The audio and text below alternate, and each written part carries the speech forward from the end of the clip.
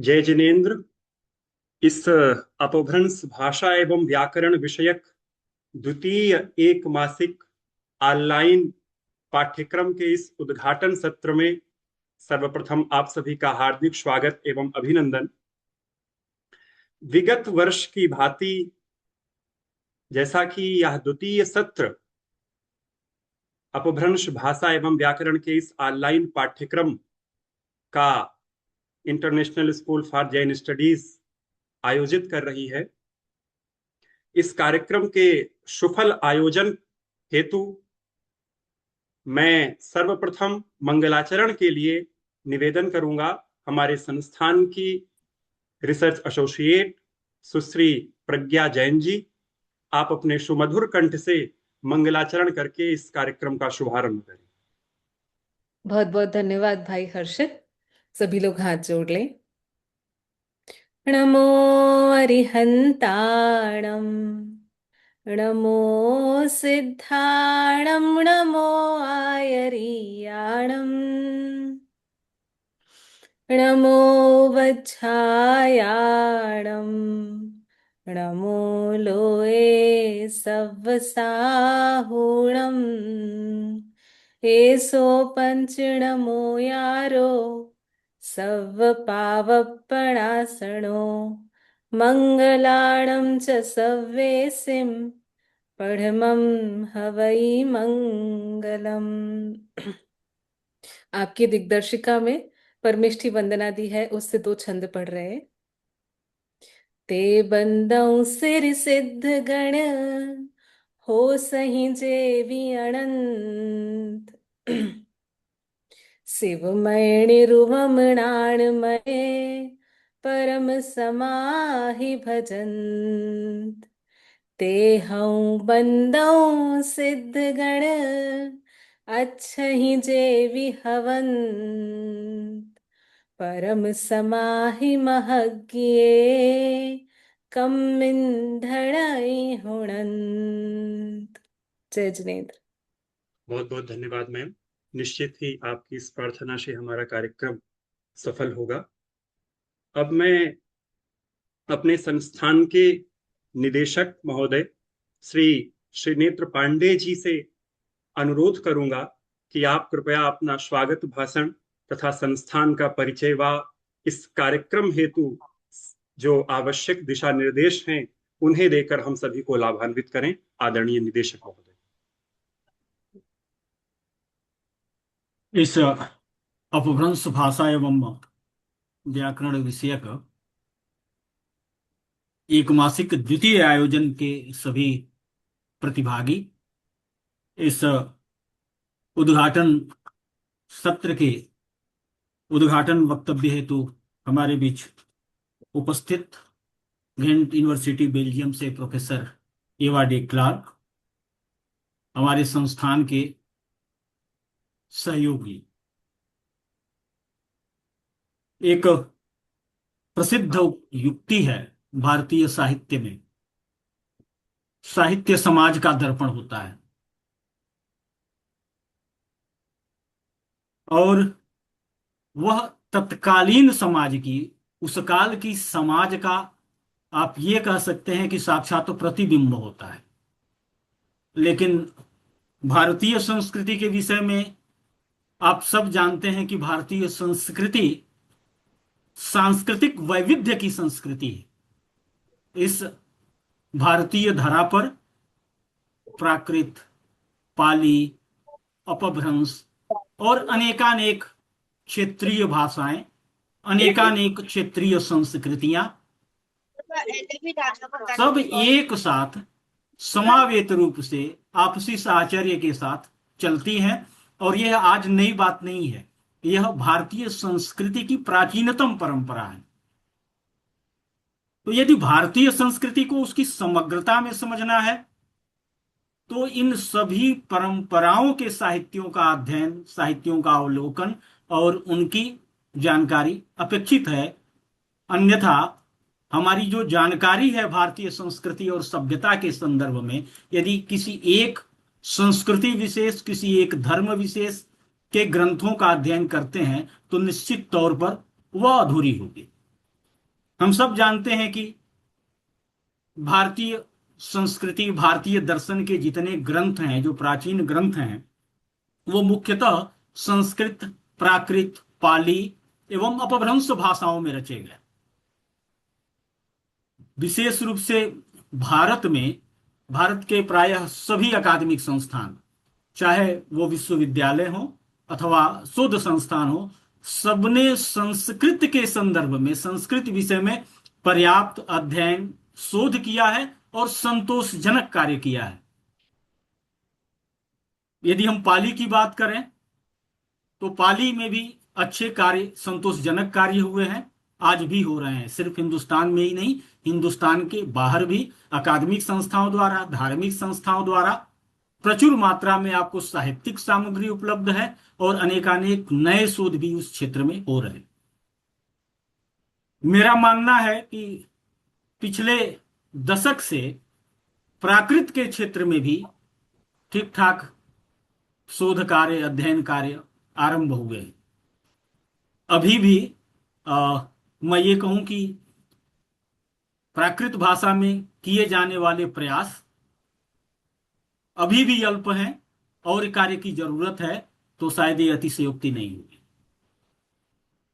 लेकिन यदि अपभ्रंश भाषा में किए जाने वाले कार्यों की बात करें, संस्थाओं की बात करें, तो मैं ये कहूंगा कि संस्थाओं की गणना कम होगी हमारे अंगुलियों की गणना से। हमारे हाथ की अंगुलियों की गणना से भी अपभ्रंश भाषा में कार्य करने वाले संस्थाओं की संख्या कम होगी।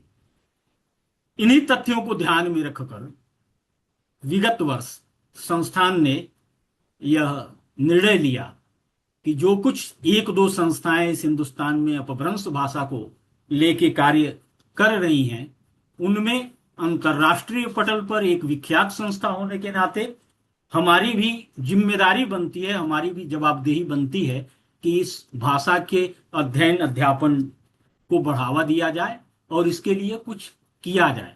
और इसी तथ्य को ध्यान में रखते हुए हमने एक अपभ्रंश भाषा के, आप ये कह सकते हैं कि एक पृष्ठभूमि तैयार करने की दृष्टि से इस एक महीने के एक एक घंटा के डेली क्लास में जो सप्ताह में 5 दिन होने हैं, इन्हें पूर्ण रूप से समायोजित करना दुष्कर कार्य है।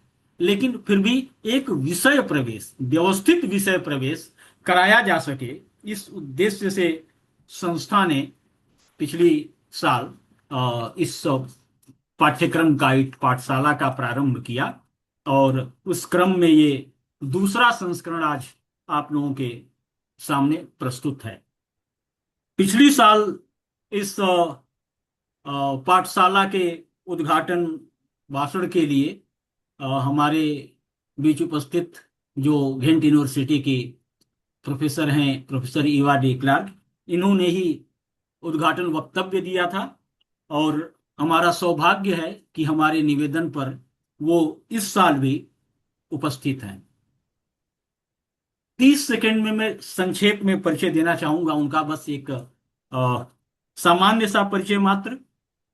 आपको ये जानकर खुशी होगी कि प्रोफेसर एवा ने अपभ्रंश भाषा पर, अपभ्रंश भाषा में जो लिखित एक रामायण है जिसे हम पद्मचर्यु के नाम से जानते हैं, उस पर उन्होंने एक बहुत ही उत्कृष्ट कार्य किया है और ये छपी है और सबके लिए उपलब्ध है। हालांकि ये अंग्रेजी भाषा में है। इस संस्था से काफी लंबे समय से जुड़ी हुई हैं और हिंदुस्तान से बाहर जैन धर्म, दर्शन और संस्कृति के अध्ययन, अध्यापन में जो कुछ अग्रणी विद्वान हैं, उनमें आपकी भूमिका महत्वपूर्ण है। और अपने विश्वविद्यालय में भी काफी दिनों से जैन परंपरा के अध्ययन, अध्यापन का कार्य इनके नेतृत्व में चल रहा है। लगभग 55 विश्वविद्यालय या संस्थान हैं इस पूरे दुनिया में जहां जैन धर्म दर्शन की पढ़ाई लिखाई होती है। उसमें सुव्यवस्थित संचालित होने वाले यदि कोई विश्वविद्यालय है तो उनमें से एक घेंट यूनिवर्सिटी भी है, जहां प्रोफेसर इवा के नेतृत्व में जैन दर्शन के अध्ययन, अध्यापन एवं शोध का कुशल संचालन हो रहा है, कुशल कार्य हो रहा है।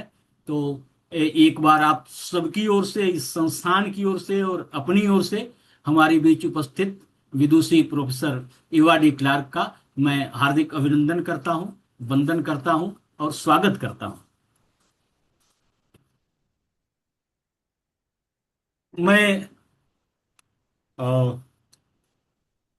थोड़ा सा दिशा निर्देश की ओर बढ़े तो संक्षेप में परिचय देना चाहूंगा संस्थान का। हालांकि इसमें से बहुत सारे विद्वान इस पाठशाला में एक्चुअली 23 आप कह सकते हैं विद्वान, विद्यार्थी, शोधार्थी पंजीकृत हैं। इसमें से कुछ लोग ऐसे हैं जो पूर्व में भी हमारे यहाँ कार्यक्रमों में जिन्होंने अपनी सहभागिता कर रखी है। उनमें आप देख सकते हैं दिल्ली विश्वविद्यालय के हंसराज कॉलेज से प्रोफेसर योगेंद्र जी हैं, डॉक्टर डॉक्टर राजमणि चेलमुथु जी हैं, डॉक्टर रेणुका पोरवाल जी हैं, दिलीप शाह जी हैं, और भी कई लोग यहाँ हैं जिन्होंने हमारे पूर्व की कार्यशालाओं में भी, पूर्व के कार्यक्रमों में भी सहभागिता की है। इनके सहित और जो कुछ नए लोग हैं, कुल 23 प्रतिभागी हैं। महाराष्ट्र से, गुजरात से, दिल्ली, बंगाल, राजस्थान, उत्तर प्रदेश, उत्तराखंड, हरियाणा, मध्य प्रदेश, कर्नाटक, ऐसे इन विभिन्न राज्यों के विभिन्न अकादमिक संस्थानों से कुल 23 विद्वान पंजीकृत हैं।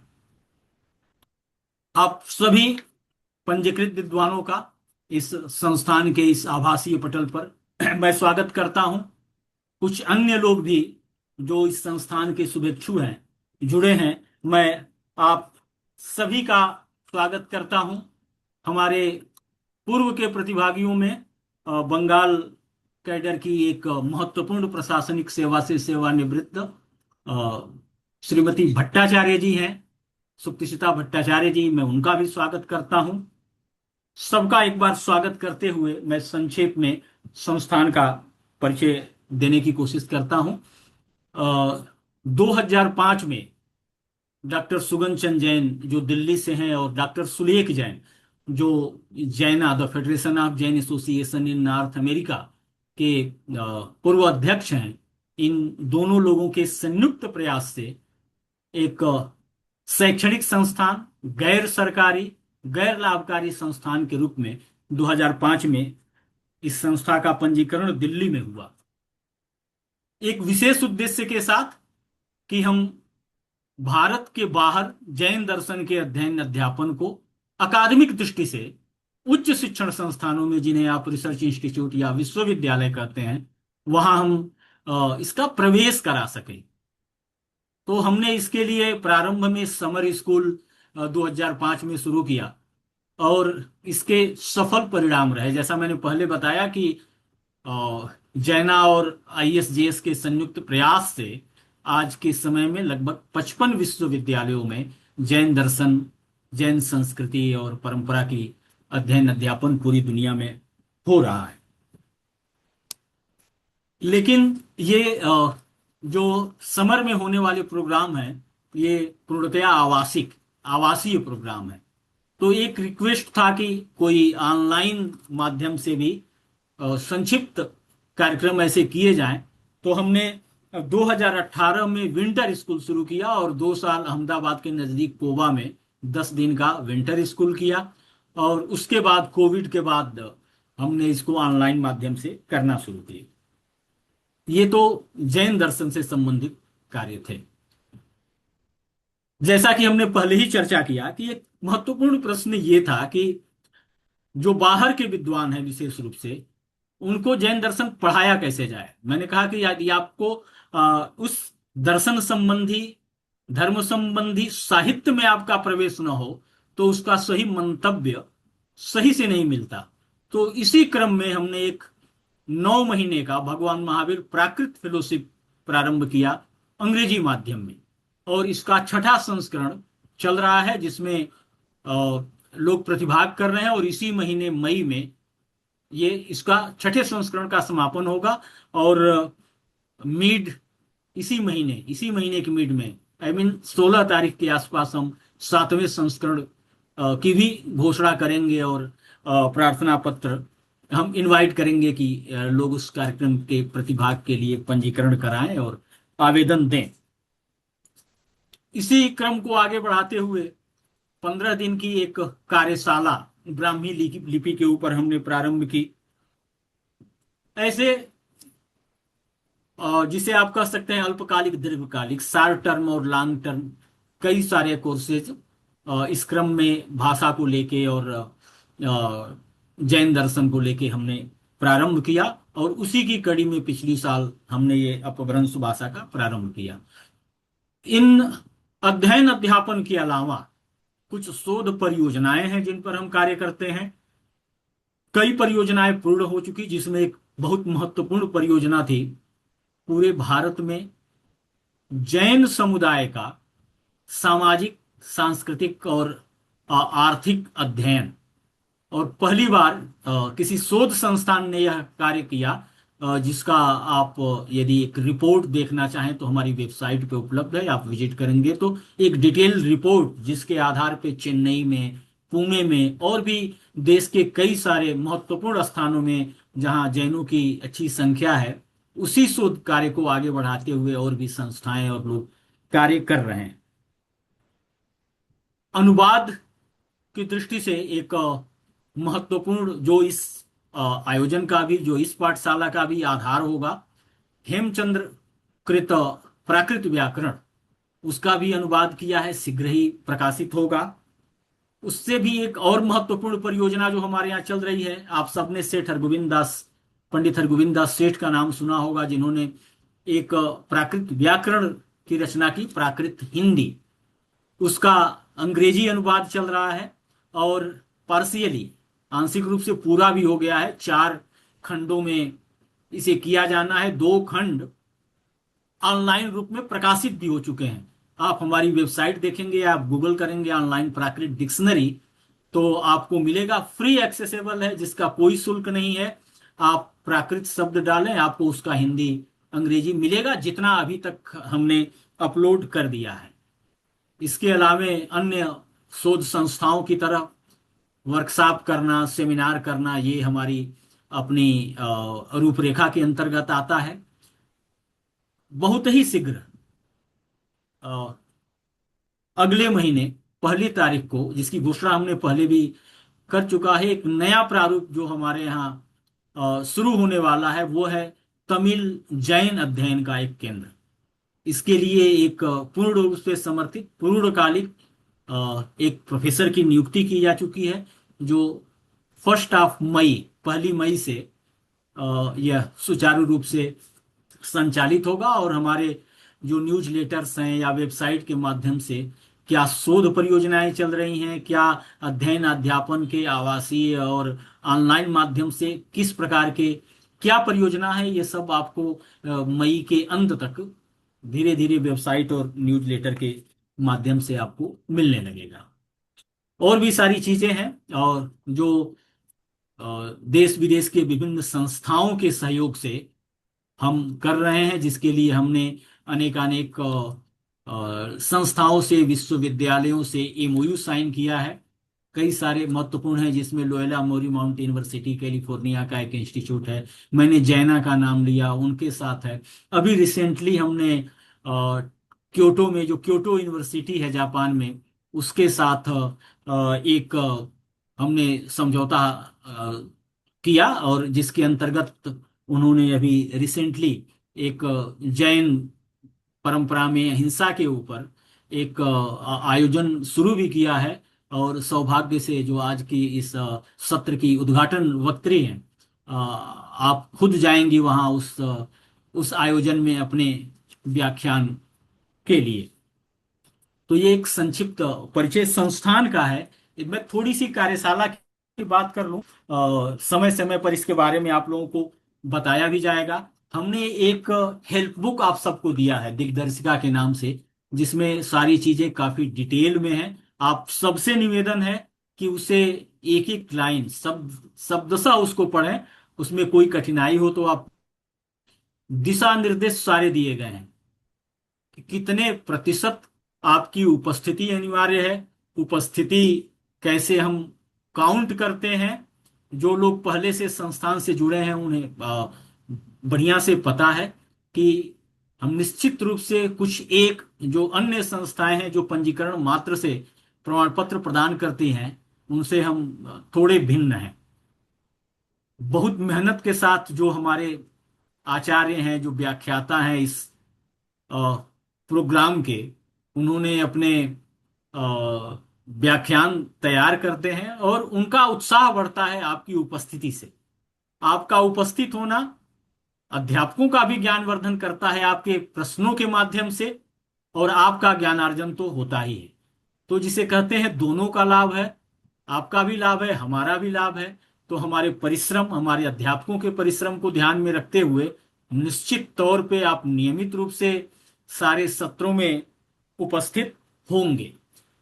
समय सीमा है सत्रों की, तो ऐसा हो सकता है कि आपके कुछ एक प्रश्न अनुत्तरित रह जाएं, तो आपको ईमेल दिए जाएंगे, अध्यापकों के फोन नंबर आपके पास होंगे। कहीं भी किसी प्रकार की कोई समस्या, कोई प्रश्न ऐसा हो जो अनुत्तरित रह जाए, तो बेहिचक आप ईमेल के द्वारा, ईमेल भी दिया गया है, जो बुकलेट हमने आपको दिया है उसके माध्यम से आप प्रश्न, उसमें जो जो ईमेल है उस पर आप प्रश्न भेज सकते हैं, उसमें फोन नंबर है, उसके माध्यम से आप हमसे संपर्क कर सकते हैं। तो इसका लाभ ये होता है कि हम समय सीमा में अपनी कक्षाओं को संचालित करने में सफल रहते हैं। साप्ताहिक एक, जिसे आप वीकली टेस्ट कहते हैं, इसकी भी व्यवस्था है और वो गूगल फॉर्म के रूप में आप तक पहुंचेगा, और ये जरूरी होगा कि आप उसका समुचित उत्तर देने का अपने जानकारी के हिसाब से प्रयास करेंगे। तो इसी सब निवेदन के साथ एक बार पुनः आप सभी का हार्दिक स्वागत है इस संस्थान के आभासीय पटल पर। मुझे आशा ही नहीं, पूर्ण विश्वास है कि एक महीने की जो आपकी यह अकादमिक यात्रा इस संस्थान के साथ होगी, वो इस संस्थान के लिए और आपके लिए, दोनों के लिए सुफलदायी होगी। बहुत बहुत धन्यवाद। जय हिंद। धन्यवाद सर। आपने सूत्रात्मक शैली में संपूर्ण कार्यक्रम और संस्थान का परिचय एवं दिशा निर्देश देकर हम सभी को लाभान्वित किया। अब समय है आप सभी प्रतिभागियों से परिचित होने का। मैं क्रमशः आप सभी का नाम लूंगा। आप अपना नाम और किस संस्थान से आप संबद्ध है हमें बताएं। सर्वप्रथम डॉक्टर मंगलम जी।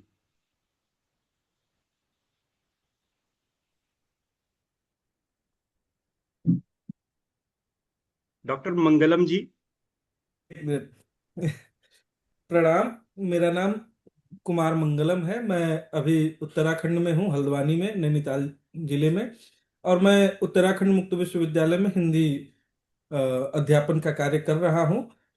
और चूंकि हिंदी की जो आरंभिक स्थिति है वह अपभ्रंश से होकर के जाती है, तो उम्मीद है कि हम आरंभिक हिंदी से परिचित होंगे और उसके रूप को जानेंगे। पौमचरियू और तमाम जो ऐसे अपभ्रंश के श्रेष्ठ साहित्य हैं उसके बारे में हम परिचित हो सकेंगे, उसके व्याकरण को समझ सकेंगे। आप लोगों का साथ हमारे लिए बेहद ज्ञानवर्धक होगा। इस उम्मीद के साथ मैं यहाँ जुड़ा हुआ हूँ और मैं कोशिश करूंगा कि एक अच्छे विद्यार्थी की तरह सीख पाऊँ। धन्यवाद मंगलम जी। अब मैं अभिषेक कुमार जैन जी। सभी को नमस्कार। मैं अभिषेक कुमार जैन। मैं विगत 17 वर्षों से केंद्रीय विद्यालय संगठन में कार्यरत हूँ और हिंदी और संस्कृत विषय का अध्यापन करा रहा हूँ। संस्कृत में मेरी पीएचडी भी चल रही है और इस कार्यक्रम से जुड़ने का मेरा उद्देश्य है कि मैं अपभ्रंश भाषा को समझ सकूं, ताकि जो हमारे जैन ग्रंथ हैं उनका मैं फर्स्ट हैंड नॉलेज ले सकूं। धन्यवाद सभी को। बिल्कुल अभिषेक जी। इसी क्रम में हमारे साथ प्रोफेसर योगेंद्र जी हैं। मैं आपसे निवेदन करूंगा कि आप अपना परिचय दें। सभी को नमस्कार। मेरा नाम योगेंद्र दायमा है। मैं दिल्ली विश्वविद्यालय के एक कॉलेज, हंसराज कॉलेज में इतिहास पढ़ाता हूँ और अपभ्रंश भाषा या जितने एंशियंट इंडिया की लैंग्वेजेस हैं उनको सीखने के पीछे मेरा मकसद ये रहता है कि जो हमारी जो सांस्कृतिक धरोहर है उसकी बहुलता जो है, उसकी प्लूरैलिटी जो है, उसको समझा जा सके और लोगों के साथ साझा किया जा सके। तो मेरी ये उम्मीद है, जैसे मैंने अभी सर ने बताया, पॉमचेरिउ मूर्ति क्लासिकल फाउंडेशन ने उसका ट्रांसलेशन किया है, के तहत उसका ट्रांसलेशन हुआ है, तो इस प्रयास को मैं बहुत सराहना करता हूँ। तो इसी उद्देश्य के साथ कि मैं इस भाषा को सीख कर और जो प्राचीन ग्रंथ है अपभ्रंश में लिखे गए हैं, जैसा कि सर श्री नेत्र सर ने भी बताया कि हमारी जो समझ है वो बहुत ज्यादा संस्कृत पर बेस्ड है और उसके बाद पाली लैंग्वेज के ग्रंथों पर बेस्ड है। तो इसीलिए मैं चाहता हूँ कि इसको सीखूं और थोड़ा अपने फर्स्ट हैंड नॉलेज इनकी ले पाऊं। धन्यवाद। बिल्कुल, बहुत बहुत धन्यवाद योगेन जी। डॉक्टर चिलमुथु राजमणि जी।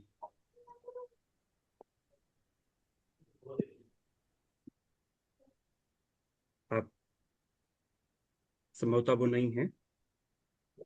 श्री अनमोल जी।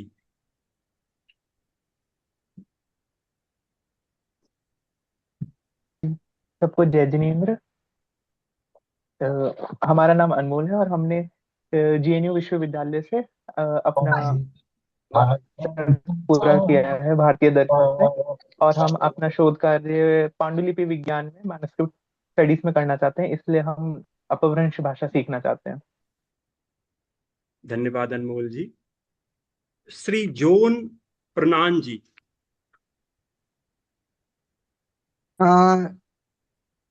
नमस्ते, मेरा नाम सृजन साधु खां है। मैं सारस्वत संस्थान से जो है जुड़ा हुआ हूँ, और मेरा क्षेत्र जो है अभियांत्रिकी और भाषा विज्ञान और भाषाओं के व्याकरण से संबद्ध है मेरा विषय।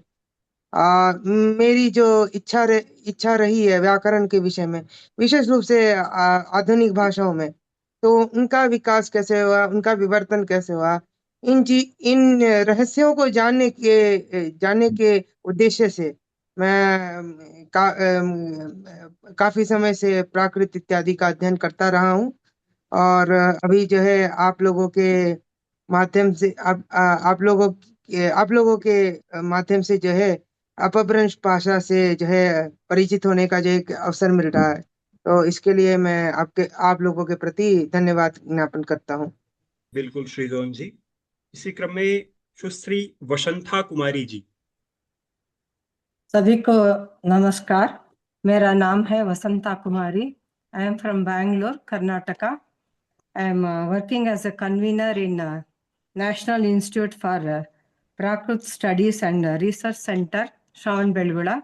I am teaching there for classes like Ratna, Visharada, Madhyama, Diploma. In all these courses, there it is Prakrit. Apart from that, they have introduced just like this Pavamacharivu, Sudamshanacharivu, Jasaharacharivu, Appasambhoha, Sukumala all these texts are there. So it's all these things in Apabhramsha. I know a little about Apabhramsha. I know well about Prakrit. So I wanted to know in more about अपभ्रंश के बारे में बहुत जानना चाहती थी, इसीलिए मैंने ज्वाइन कर लिया है। Hope I will study well with you all, your cooperation and बिल्कुल बिल्कुल वसंता जी। अब सुश्री सोनाली जी। सोनाली जी। विपिन जी। सॉरी, विपुल जैन जी। विपुल जैन जी। श्री दिलीप कुमार जी। प्रणाम सर। मैं अहमदाबाद से बोल रहा हूँ, और मैं अब तो अभी मैं रिटायर्ड हूँ, अभी कोई संस्था से जुड़ा नहीं। गुजरात यूनिवर्सिटी से मैंने एमए इन प्राकृत किया हुआ है। बेसिकली मैं इंजीनियर हूँ, और गुजरात की एक बड़े पीएसयू में मैं एग्जीक्यूटिव डायरेक्टर के पोस्ट पे रिटायर्ड हुआ हूँ। तो अभी मेरा पूरा समय जैनिज्म के स्टडी के लिए जा रहा है, और उसमें आगे बढ़ने के लिए मैंने प्राकृत व्याकरण सीखने के लिए कोर्स वापस ज्वाइन किया। धन्यवाद दिलीप जी। सुश्री सुप्तिसिता जी। Namaste, sir. I'm from Bengal. Would you please excuse me for speaking in English because मेरी हिंदी तो एकदम अच्छी नहीं है। इसलिए जी जी मैं जी, क्षमा आप बोलिए। चाहती हूँ आपके पास। बात यह है कि I know very little Prakrit and less Sanskrit. So I had some courses from Shruta Ratnakar, Ahmedabad, and I had learned Brahmi from your university, from your institution, and I also attended वो जैन धर्म के बारे में जो दिसंबर में जो class हुई थी वो भी मैंने अटेंड किया था, बहुत अच्छी थी मेरे मेरे के लिए, क्योंकि because I am not Jain, so I got I mean so much of views, and I mean that was so fulfilling a session for me. I'm really thankful to this institute. और धन्यवाद। मेरे ये सॉरी, ये अपभ्रंश भाषा ये तो एकदम नई, I mean the modern most part of Prakrit as it is said. So I would like to know about it. I'm really interested. Thank you, sir. बहुत बहुत धन्यवाद सुप्तिसिता जी। इसी क्रम में सायंती डे जी। नमस्कार, मेरा नाम शायंतिनी डे है और मैं कला इतिहास की स्टूडेंट हूँ इंडियन इंस्टीट्यूट ऑफ हेरिटेज से। और मैं जैन मैन्युस्क्रिप्ट्स पर पीएचडी करना चाहती हूँ, इसीलिए मैंने अपभ्रम भाषा का कोर्स किया। जी बहुत बहुत धन्यवाद आपका। श्री सुमित जैन जी। सुमित जैन। नमो नमः। सभी को जय जिनेन्द्र। और बहुत अच्छा लग रहा है कि अपभ्रंश का पहला मेरा अनुभव रहेगा कि मैं अपभ्रंश को पढ़ रहा हूँ। मेरा नाम सुमित जैन है और मैं अभी ISJS में अध्ययन कर रहा हूँ। हमें निरंतर 2 महीने और अभी 9 महीने तक पढ़ने का सौभाग्य प्राप्त हो रहा है। और यद्यपि अपभ्रंश तो हम लोगों ने सर के माध्यम से पढ़ी ही है, लेकिन एक सेपरेट रूप में 1 महीने का ये ऑनलाइन प्रोग्राम जो हमें अपभ्रंश को और अच्छे से समझने में जो है सहायक होगा, तो मेरा मन हुआ कि चलो इसमें भी पढ़ते हैं तो बहुत अच्छा लगेगा और इसको अच्छे से पढ़ेंगे। बिल्कुल सुमित जी, धन्यवाद। बिल्कुल सुमित जी। इसी क्रम में महाश्वेता यादव जी।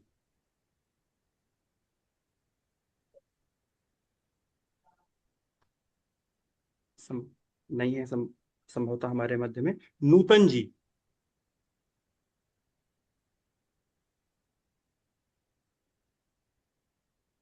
नूतन जी।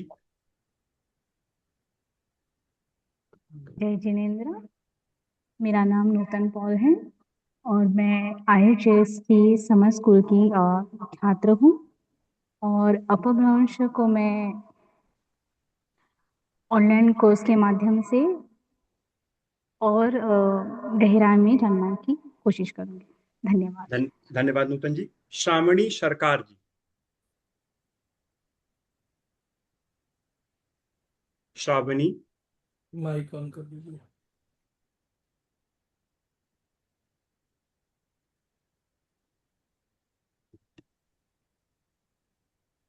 इधर आ जाओ।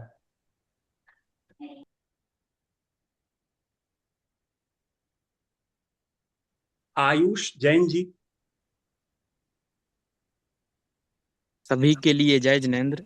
मेरा नाम आयुष जैन है। वर्तमान में ISJS पुणे में अध्ययन कर रहा हूँ और मैंने यह अपभ्रंश को इसलिए ज्वाइन किया है ताकि हमारी जो प्राचीन भाषाएं हैं उनको हम मूल रूप से समझ सकें। धन्यवाद। क्षमा करें आयुष, मैंने आयुष राजेश जैन जी को आमंत्रित किया है जो हमारे प्रतिभागी हैं इस कार्यक्रम के। आयुष राजेश जैन।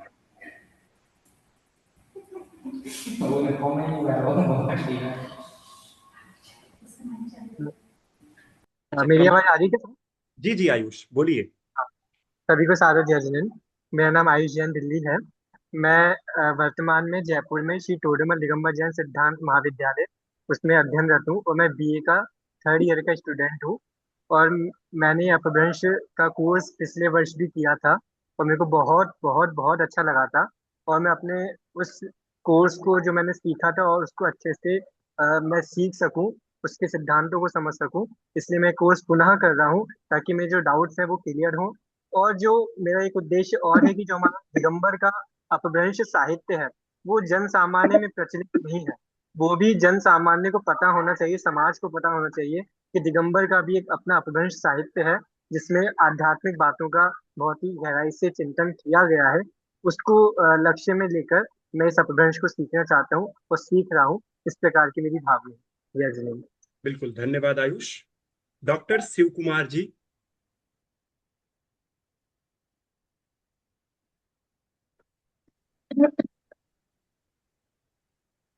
श्री संजय कुमार जैन जी। सभी को जय जिनेन्द्र। मैं Sanjay Jain, Raleigh North Carolina USA में रहता हूँ और मेरी भाषाओं में रुचि है। मैंने संस्कृत में मास्टर्स किया है और गेंट यूनिवर्सिटी से भी साउथ एशियन स्टडीज़ में मास्टर्स करने के बाद मैं अभी पीएचडी कार्य में कार्यरत हूँ। और प्राकृत में भी मैंने कोर्सेज किए हैं, स्टडी की हुई है। और अपभ्रंश में इसी कारण से, क्योंकि अपभ्रंश एक कड़ी है आधुनिक भाषाओं और प्राकृत संस्कृत के बीच, इसीलिए मेरी इसमें विशेष रुचि है। इस कार्यक्रम को आयोजित करने के लिए बहुत धन्यवाद। जी धन्यवाद संजय जी। श्री शरद चंद्र जी।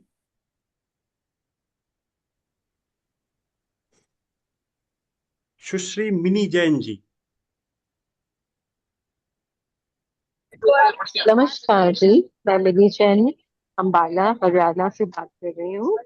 और actually I am so sorry, अभी मैं ट्रेवल कर रही हूँ पालीताना के लिए, तो मैं थोड़ा सा जल्दी से बोलूंगी कि मुझे भाषाओं में रुचि है और मैं जैन रिलीजन एंड फिलोसफी के भी पढ़ रही हूँ। और अभी मैंने एमए ज्वाइन करा है बेंगलोर यूनिवर्सिटी से।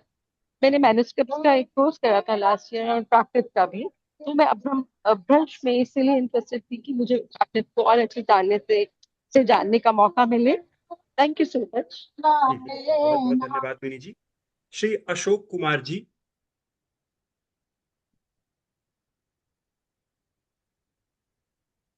डॉक्टर रेणुका जी। नमस्ते, मैंने मुंबई में मैं रहती हूँ और मैंने पीएचडी आचार्य बुद्धिसागर जी पर है और वर्तमान में मैं विजिटिंग लेक्चरर हूँ साठे कॉलेज मुंबई, डेक्कन कॉलेज अपने पूना की।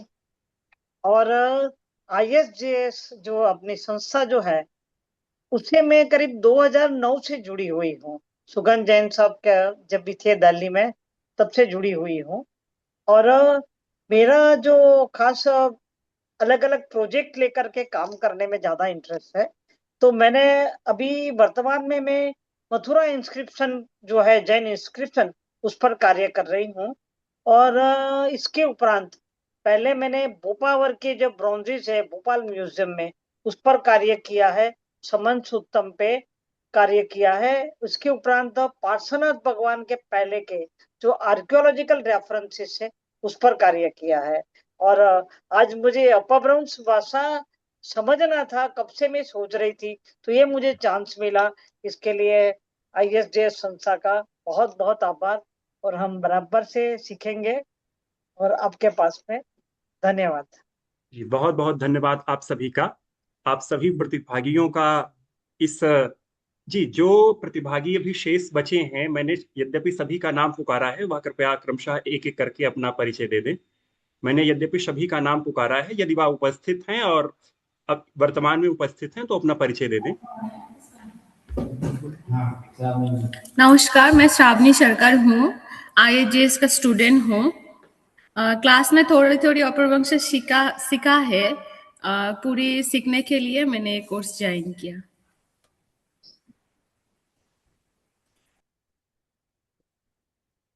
जी धन्यवाद। तो निश्चित रूप से आप सभी प्रतिभागियों का यह उत्साह हम सभी आयोजकों के लिए एक प्रेरणा पुंज के रूप में कार्य करेगा। और अब समय है हम सभी को जिसकी प्रतीक्षा थी आज के इस उद्घाटन सत्र की मुख्य वक्त्री के रूप में जिनका सानिध्य हम सभी को आज प्राप्त हो रहा है, ऐसी अपभ्रंश भाषा की विश्व विश्रुत विदुषी प्रोफेसर इवा डिक्लार्क जी हम सबके मध्य में है। आपका परिचय विस्तृत रूप से डॉक्टर पांडे ने दे दिया है। मैं आपसे अनुरोध करूंगा कि अपने वक्तव्य से हम सभी को लाभान्वित करें। सुश्री प्रोफेसर इवा डिक्लार्क। बहुत धन्यवाद।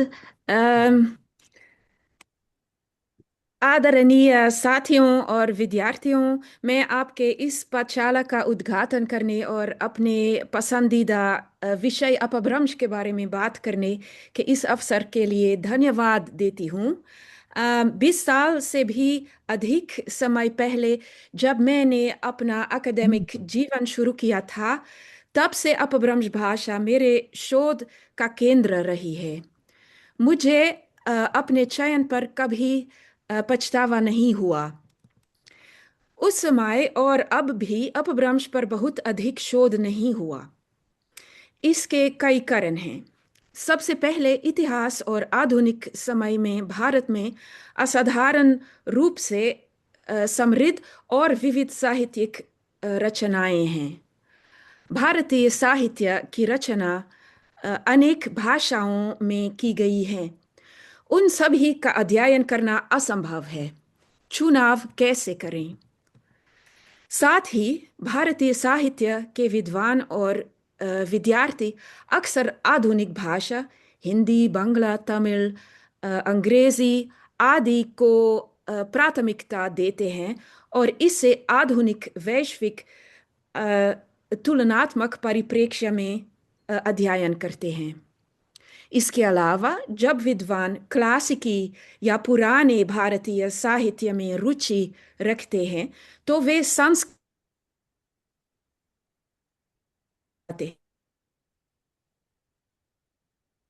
प्राकृत और अपभ्रंश हमेशा गौण होते हैं, लेकिन उनमें भी बहुत की एक और बड़ी समस्या इसकी व्युत्पत्ति है। अपभ्रंश शब्द संस्कृत धातु अपभ्रंश से आया है और इसका अर्थ है गिरना, सड़ना। इसलिए एक भाषा के नाम के रूप में अपभ्रंश और इसके व्युत्पन्न शब्द या अपभ्रंश, विभ्रंश एक दोषपूर्ण और टूटी हुई भाषा की सुझाव देते हैं। पश्चिम में भारतीय साहित्य के पहले इतिहास, जैसे 20वीं सदी की शुरुआत में आर्थर मैकडॉनल्ड की किताब या 19वीं सदी में फ्रेजर और अल्ब्रेक्ट वेबर के किताबें एक पतित टूटी हुई भाषा की इस व्युत्पत्ति पर जोर देती हैं। वे स्पष्ट रूप से निष्कर्ष निकालते हैं कि अपभ्रंश साहित्य सार्थक नहीं है। मैं इस शब्द के नकारात्मक अर्थ को स्पष्ट करना चाहती हूँ। शास्त्रों में अपभ्रंश शब्द के दो अर्थ हैं। व्याकरण शास्त्र में अपभ्रंश या अपभ्रष्ट शब्द शब्दों की एक श्रेणी को संदर्भित करता है। यहाँ अपभ्रंश शब्द संस्कृत से लिए गए हैं, लेकिन संस्कृत के समान नहीं है। आधुनिक हिंदी शब्दावली में हम अब इन शब्दों को तद्भव कहते हैं। ये अपभ्रंश का पहला अर्थ है। दूसरा अर्थ साहित्यिक शास्त्रों से है। यहाँ अपभ्रंश शब्द साहित्य की एक भाषा को संदर्भित करता है और इसका कोई नकारात्मक अर्थ नहीं है।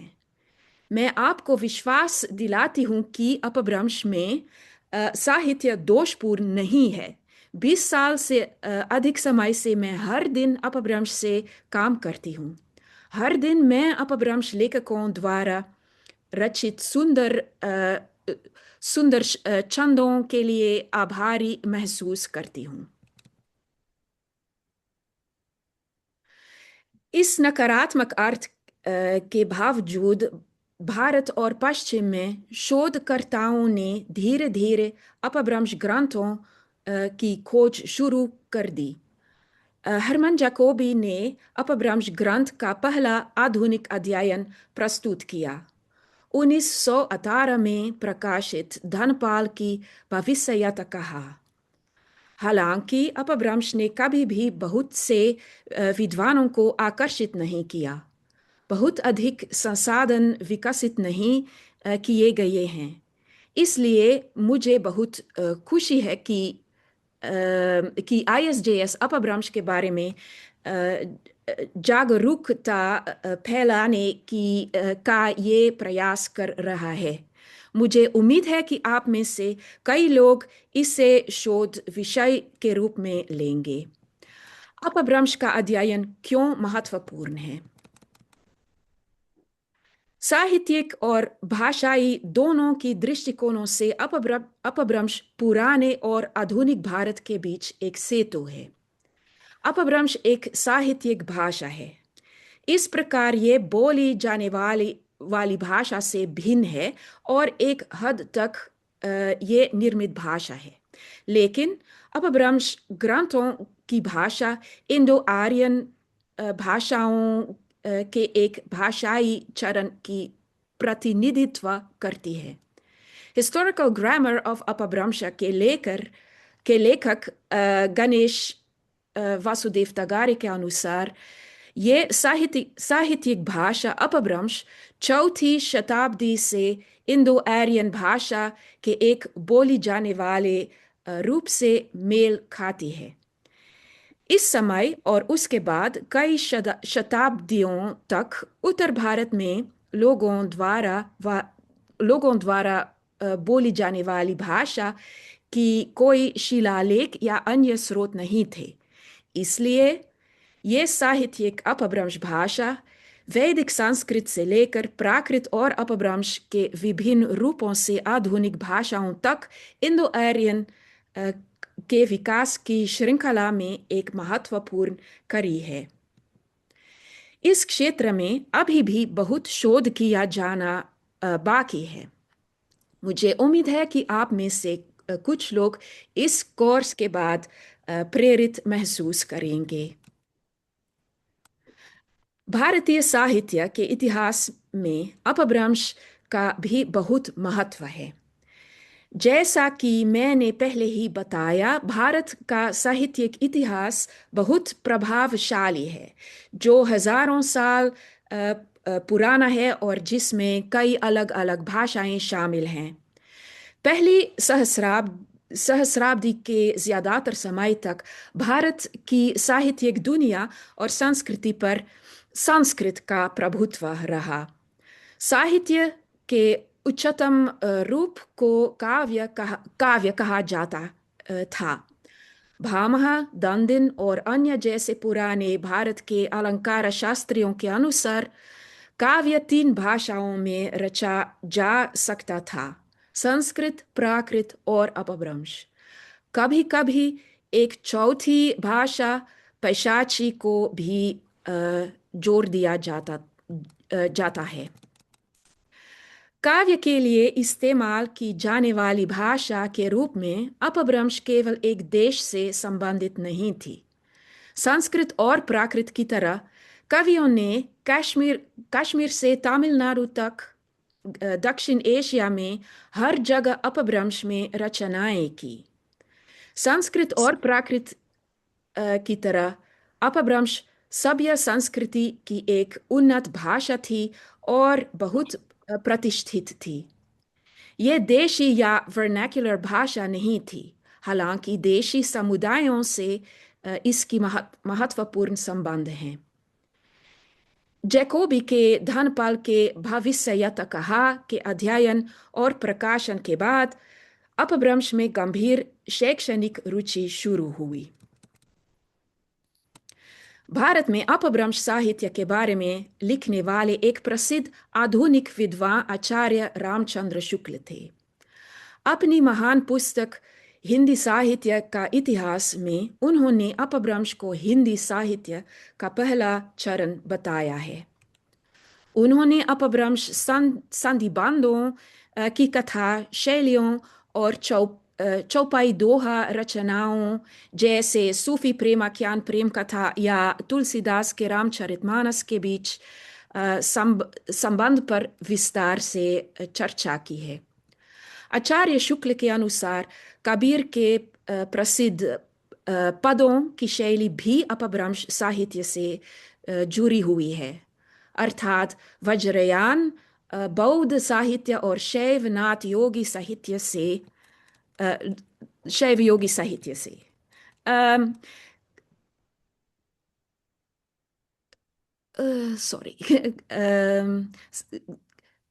या नाथ योग शैव साहित्य से काव्य की भाषा के रूप में अपभ्रंश किसी एक धर्म तक सीमित नहीं है। अपभ्रंश साहित्य की रचना विभिन्न धर्मों की कवियों द्वारा की गई थी। हमारे पास बौद्ध, शैव और जैन के भी ग्रंथ हैं। इसके अलावा अपभ्रंश में लिखने वाले वैष्णव कवि भी थे। जैन लेखक स्वयंभूदेव ने प्रसिद्ध पूर्ववर्तियों चतुर्मुख और गोविंद का उल्लेख किया है, जिन्होंने वैष्णव, महाभारत और हरिवंश विषयों पर संधिबद्ध काव्य लिखे थे। दुर्भाग्य से इस चतुर्मुख और गोविंद का नाम खो गया है। अपभ्रंश साहित्य पुस्तक के लेखक हरिवंश कोचर ने अपभ्रंश साहित्य का अवलोकन दिया है जो बच गया है। उनके अनुसार अपभ्रंश में बौद्ध साहित्य का संग्रह वज्रयान तांत्रिक संप्रदाय से संबंधित है। इसकी रचना 8वीं शताब्दी से पूर्वी भारत, नेपाल और तिब्बत में की गई थी। वे सिद्ध नामक कवियों द्वारा दोहा, चार्य गीति, चार्य पद और वज्र गीति नामक रचनाएं हैं। उन कवियों के नामों में कन्हा, साराहा और तिलोपा शामिल हैं।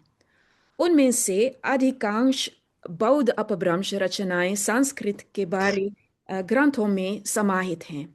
हालांकि अन्य विद्वानों का दावा है कि इन ग्रंथों की भाषा अपभ्रंश नहीं है, बल्कि पुरानी मैथिली, बंगला, उड़िया या असमिया है। अपभ्रंश और देशी भाषा के बीच की सीमा कभी कभी स्पष्ट नहीं होती है। कोचर के अनुसार कश्मीर के कुछ महत्वपूर्ण संस्कृत शैव ग्रंथों में अपभ्रंश में छंद हैं।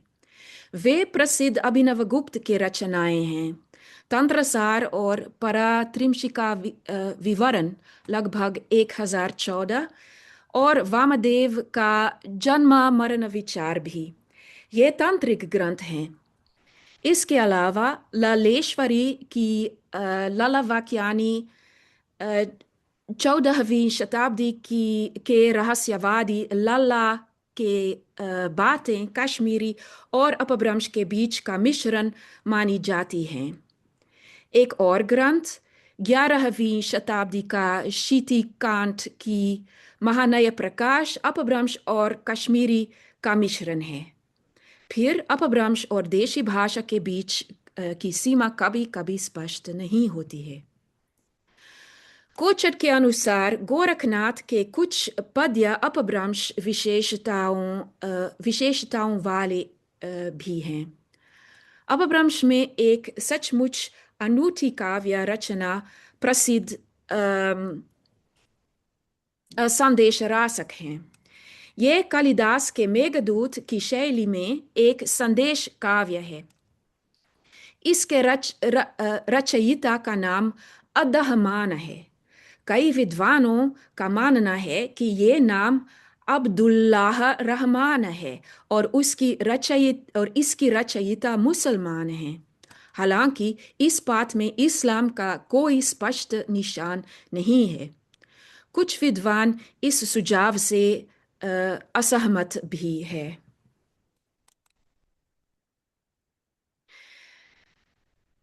बेशक जैसा कि आप शायद जानते हैं, अधिकांश अपभ्रंश साहित्य जो बच गया है जैन लेखकों द्वारा रचित थी। भारतीय इतिहास में जैन समुदाय अक्सर भारतीय साहित्यिक विरासत के महत्वपूर्ण संरक्षक और देखभाल करता थे। जैन लेखक भी महत्वपूर्ण नव प्रवर्तक और रचनाकार थे। हम इसे अपभ्रंश के मामले में भी देखते हैं। सभी जैन संप्रदायों के लेखकों ने अपभ्रंश में लिखा, श्वेतांबर, दिगंबर और यापनीय। सबसे लोकप्रिय शैली भी शैली को संधिबंध कहा जाता है, जिसका उपयोग ज्यादातर एक या एक से अधिक काल्पनिक या जीवनी या शलाक पुरुषों के जीवन के बारे में कथा के लिए किया जाता है।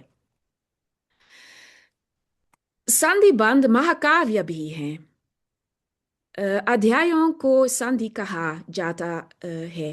प्रत्येक संधि में कड़वक होते हैं जो आमतौर पर 10 से 20 के बीच होते हैं। प्रत्येक कड़वक में कई तुकांत दोहे होते हैं जिन्हें यमक कहा जाते हैं। यमक के बाद एक लंबा छंद आता है जिसे घटा कहा जाता है। अपभ्रंश साहित्य की एक खासियत तुकांत या अंत्यानुप्रास का लगातार इस्तेमाल है। ये संरचना तुक के साथ रामचरितमानस जैसी अवधि कृतियों की दोहा चौपाई संरचना के समान दिखती है।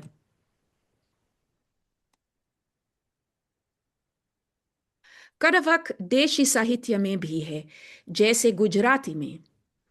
अपभ्रंश के सबसे प्रसिद्ध कवियों ने संधिबंध की रचना की।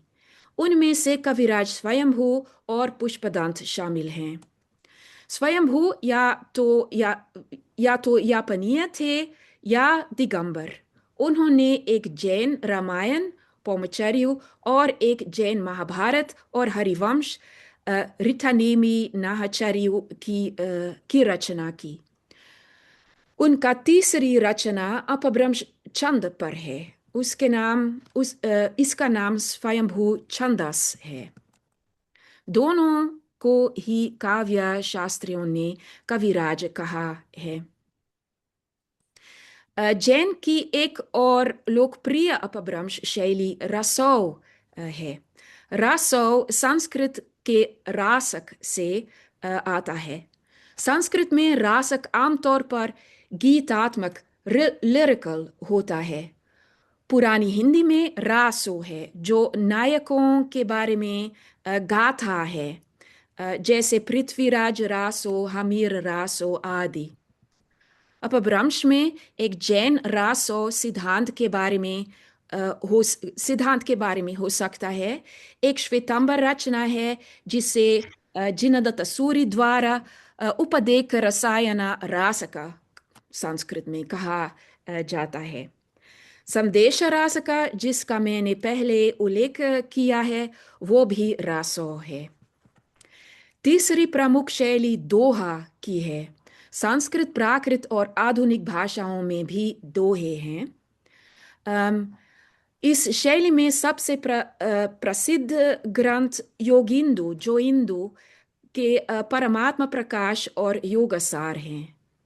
संक्षेप में अपभ्रंश में जैन ग्रंथ विभिन्न शैलियों और विभिन्न विषयों पर रचे गए हैं। कुछ महाकाव्य कथाएं हैं, कुछ सिद्धांतवादी हैं। मुझे उम्मीद है कि आपको इनमें से कुछ ग्रंथ पढ़ने में मजा आएगा। अपभ्रंश का अध्ययन करने की मेरी यात्रा प्राकृत और रामायण से होकर गुजरी।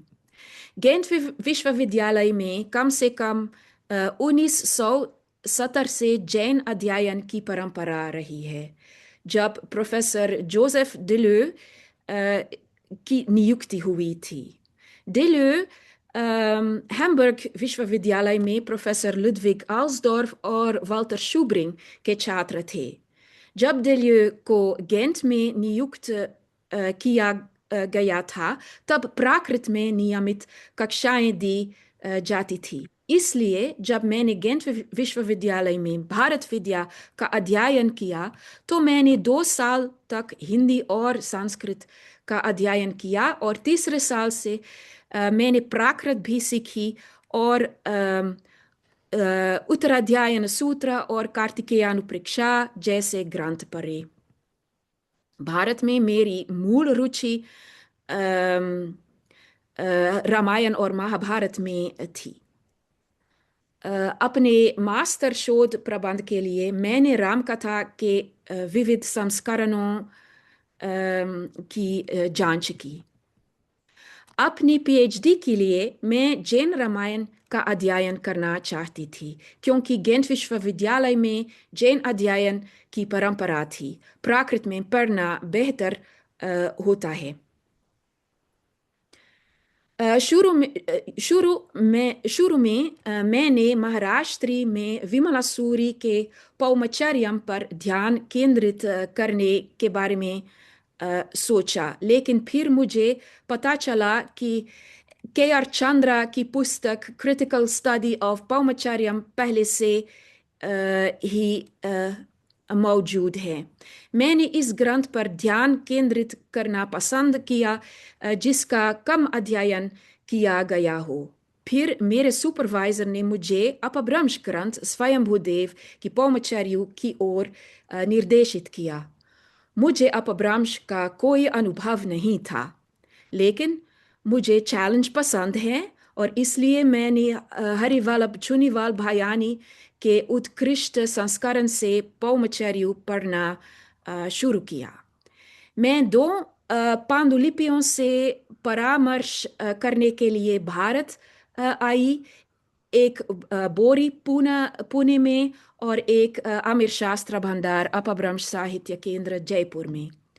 मुझे प्रोफेसर भायानी से मिलने का भी मौका मिला।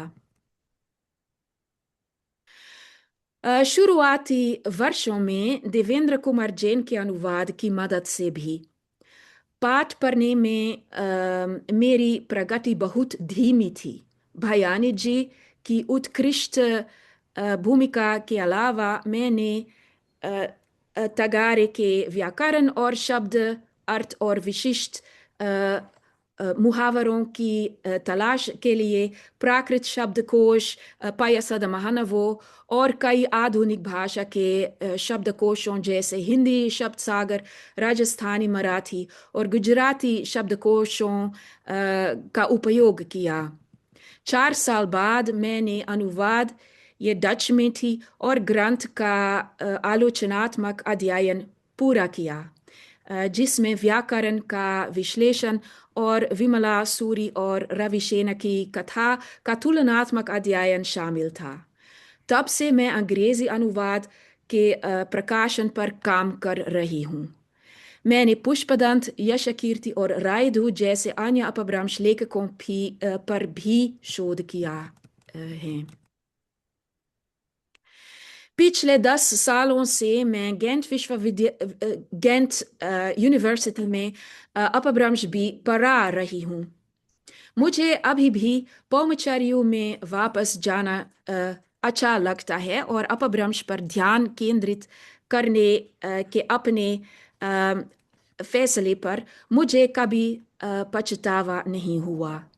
मैं पौमचर्य से अपने पसंदीदा अंशों में से एक को साझा करके अपनी बात समाप्त करना चाहती हूँ, और ये संधि 48 से है, जो वनमाला की कहानी का सबसे नाटकीय दृश्य है। वनमाला एक राजकुमारी है और उसका विवाह लक्ष्मण से होने का वादा किया जाता है। जब उसके पिता को पता चलता है कि लक्ष्मण राम और सीता के साथ वनवास चले गए हैं, तो वो अपनी बेटी के लिए दूल्हे के रूप में लक्ष्मण के बारे में अपना विचार बदल देते हैं। जब वनमाला ये सुनती है तो वे आत्महत्या करने की कोशिश करती है। जब ये सब चल रहा होता है, राम, लक्ष्मण और सीता वनमाला के नगर के पास पहुंचते हैं और अंत में लक्ष्मण वनमाला को आत्महत्या करने से रोकते हैं। मैं करवक 7 पढ़ूंगी, जो सबसे नाटकीय क्लाइमैक्स है, जब वनमाला खुद को एक पेड़ से लटकाने के लिए अपने गले में पाश डालती है और फिर लक्ष्मण द्वारा उसे बचा लिया जाता है। ध्यान दें कि कवि ने वनमाला में फांसी दे फंदे और इससे उत्पन्न भावनाओं पर कैसे ध्यान केंद्रित किया है।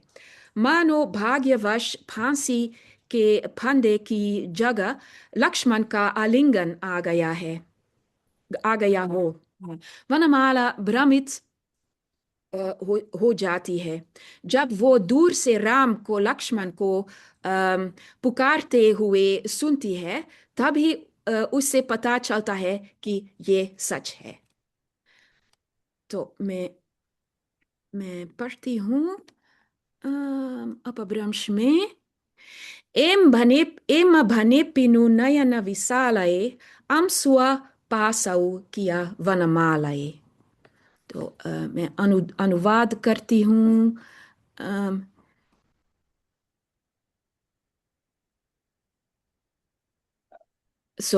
ऐसा कहकर बड़ी बड़ी आंखों वाले वनमाला ने एक वस्त्र से फंदा बनाया।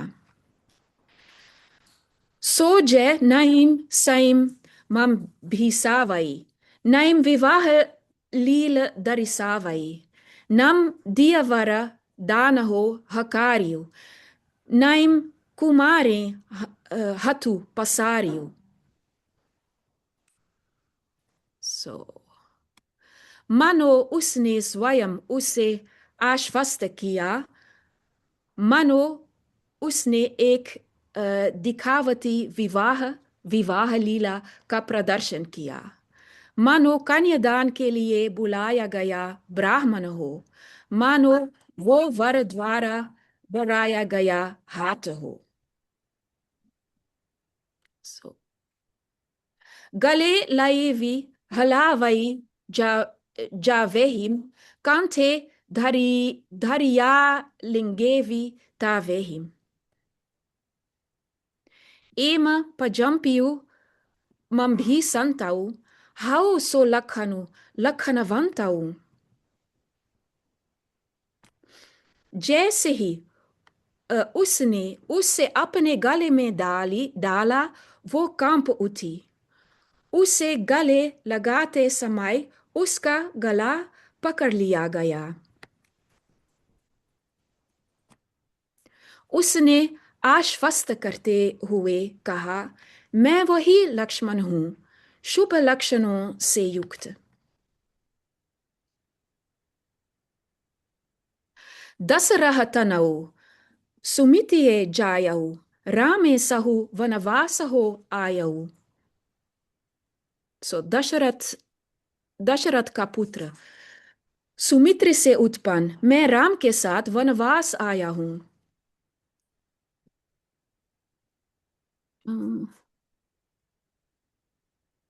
तम निसुनेवी विंभाविया नियमने, कहीं लखनु कहीं अछिउ उववने, ताम हलाउहा को कई लगाऊ, भो लखनु आओ कहीं गऊ। जब उसने ये सुना तो उसके मन में आश्चर्य हुआ। लक्ष्मण कहाँ है? वो उद्यान में कहाँ बैठे हैं? तब राम बलदेव ने पास आकर बुलाया, अरे अरे लक्ष्मण आओ, तुम कहाँ चले गए? और फिर गाथा तमनि सुनेवी Maihar suae pulaia buae nadujiha nachaviu niamana. Samhala manoraha ajumahu parihu suhu bhataru ladhu jamlakhanu. यह सुनकर महीधर की बेटी वनमाला ने पुलकित भुजाओं से अपने हृदय को एक अभिनेता की तरह नाचने दिया। आज मेरी सभी इच्छाएं पूरी हो गई, खुशियां छा गई, क्योंकि मुझे लक्ष्मण पति के रूप में मिले हैं। मैं इस नाटकीय दृश्य से अपना भाषण समाप्त करती हूँ और पाठ्यक्रम के लिए आप सभी को शुभकामनाएं देती हूँ। बहुत धन्यवाद। बहुत बहुत धन्यवाद प्रोफेसर डिक्लार्क। आपके इस वक्तव्य ने निश्चित रूप से न केवल हमारे प्रतिभागियों को इस कार्यक्रम को नई दिशा दी है, अपितु उनके लिए शोध के नवीन आयामों को भी खोल दिया है, नवीन वातायनों को भी खोल दिया है। अब इसी क्रम में मैं आमंत्रित करना चाहूंगा हमारे संस्थान के वरिष्ठ शोध अध्येता और जिन्होंने अपना पूरा जीवन ही प्राकृत और अपभ्रंश भाषा की सपर्या को समर्पित कर दिया है, ऐसे डॉक्टर प्रोफेसर अशोक कुमार सिंह जी हमारे मध्य में हैं। मैं आपसे अनुरोध करूंगा कि अपने वक्तव्य से हम सभी को अनुग्रहित करें। प्रोफेसर अशोक कुमार सिंह। धन्यवाद हर्षित। आदरणीय प्रोफेसर ईवा जी, निदेशक डॉक्टर सुमित्र पांडे और हमारे सभी सहयोगीगण तथा आज के इस उद्घाटन समारोह में उपस्थित सभी प्रतिभागीगण, सर्वप्रथम तो मैं प्रोफेसर ईवा को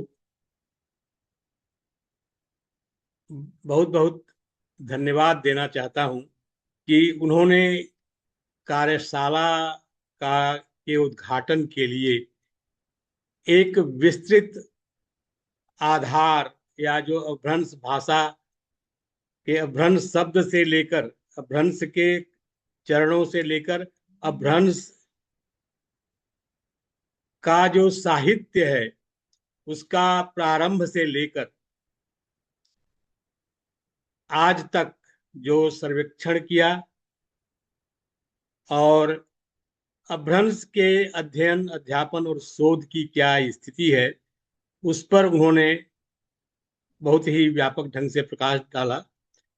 तो अपभ्रंश के बारे में तो कुछ इस अवसर पर कहने के लिए रह नहीं जाता है, क्योंकि प्रोफेसर ईवा ने कुछ छोड़ा नहीं है। मैं केवल कुछ बातें आपके सामने रखना चाहूंगा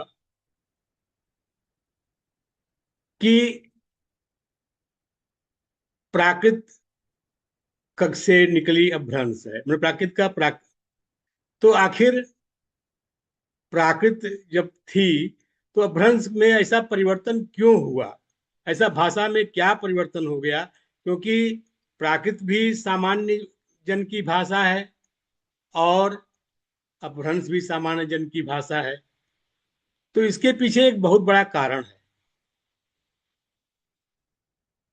समाज में सदैव दो वर्ग रहा है, एक शिष्ट जिसे हम शिक्षित वर्ग कह सकते हैं और एक जन सामान्य का वर्ग रहा है। तो जो शिक्षित व्यक्ति है, शिष्ट व्यक्ति है, वह भाषा के नियमों के अनुसार बोलता और लिखता है, लेकिन जो सामान्य वर्ग है वह तो अपनी अभिव्यक्ति पर बल देता है, उसके नियमों से कोई विशेष प्रयोजन नहीं रहता है, क्योंकि वह जानता ही नहीं है। तो यही कारण है कि जैसे जब प्राकृत का व्याकरण लिख दिया गया और प्राकृत के में जो काव्य रचना होने लगी या जो भी साहित्य लिखा जाने लगा, उसमें प्राकृत के भाषा के नियमों का प्रयोग होने लगा। तो जो सामान्य जन था वह तो प्राकृत के नियमों को जानता नहीं था, तो उसने क्या किया कि अपने व्यक्ति के लिए अपने अपने ढंग से भाषा का प्रयोग करने लगे। तो उससे एक नए शब्दों का आविर्भाव हुआ, भाषा का नया स्वरूप आया, तो जो अपभ्रंश आया। और दूसरी बात जो मैं ये कहना चाहूंगा कि देखिए क्या स्थिति है कि अपभ्रंश की जिससे उत्पत्ति हुई है, या उससे पीछे जाए संस्कृत, तो संस्कृत और प्राकृत तो संश्लेषणात्मक भाषा है। संश्लेषणात्मक भाषा उसमें कहते हैं कि जैसे आप उदाहरण के लिए समझ लीजिए कि अगर राम ने कहना है आपको, तो रामा कह दिया, तो आपका अर्थ एक शब्द में विभक्ति प्रत्यय जुड़ा हुआ है। लेकिन हिंदी प्राकृत भ्रंश से ही निकली हुई हिंदी है, वह विशेषणात्मक हो गई। उसमें अगर राम ने कहना है, राम को कहना है, तो उससे राम कोई मतलब आपको व्यक्ति प्रत्यय पर प्रत्यय जोड़ना पड़ेगा। लेकिन उसका जो सबसे बड़ा जो योगदान, उसमें जो बीज जो दिखाई पड़े, वो भ्रंश में दिखाई पड़े। मैं आपको उदाहरण बताता हूं कि जैसे आपको राम ने कहना हो तब भी राम, रामू ने कहना हो तब भी राम को कहना हो तब भी रामू को कहना हो तब भी राम, और राम का कहना हो तब भी रामू का कहना हो तब भी राम, हे राम कहना हो तब भी राम। तो स्थिति ये हो गई कि कोई मतलब केवल मूल शब्द ही अपभ्रंश में अधिक प्रयोग होने लगे। राम के लिए भी कहना हो तब भी राम। तो क्या हुआ कि अब सब कुछ अस्पष्ट सा होने लगा, क्योंकि सभी अधिकांश विभक्तियों के लिए केवल मूल शब्द ही बच गए, विभक्ति प्रत्ययों का लोप हो गया।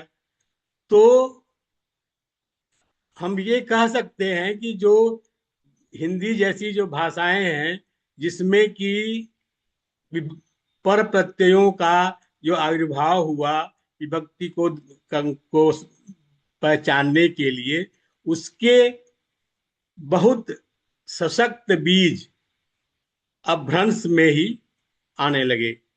तो अपभ्रंश कहा जाए कि प्राकृत और आधुनिक भारतीय भाषाओं के बीच की कड़ी है। तो हम जो अपभ्रंश, प्राकृत का अध्ययन फिर भी अपेक्षाकृत अपभ्रंश से ज्यादा है, और अपभ्रंश का व्यापक अध्ययन नहीं है। तो हम हिंदी में जो हमारी प्राचीन भाषा प्राकृत और अपभ्रंश का योगदान है, उसके जो तत्व उपस्थित हैं, इसकी हम ठीक से पहचान नहीं कर पाते हैं। तो इस दृष्टि से अपभ्रंश का अध्ययन बहुत ही आवश्यक है। और मैं अधिक क्या कहूँ, प्रोफेसर ईवा के प्रति आभार व्यक्त करते हुए कि उन्होंने इस की नोट एड्रेस के लिए इतनी अच्छी तैयारी की और हमारे कार्यक्रम की मूल्यवत्ता को बढ़ाया। और मैं आप सभी का स्वागत करता हूं। अगले 1 महीने तक हम लोग सीखेंगे एक दूसरे से। इन्हीं शब्दों के साथ मैं अपना वक्तव्य समाप्त करता हूं। आप सबका बहुत बहुत धन्यवाद सर।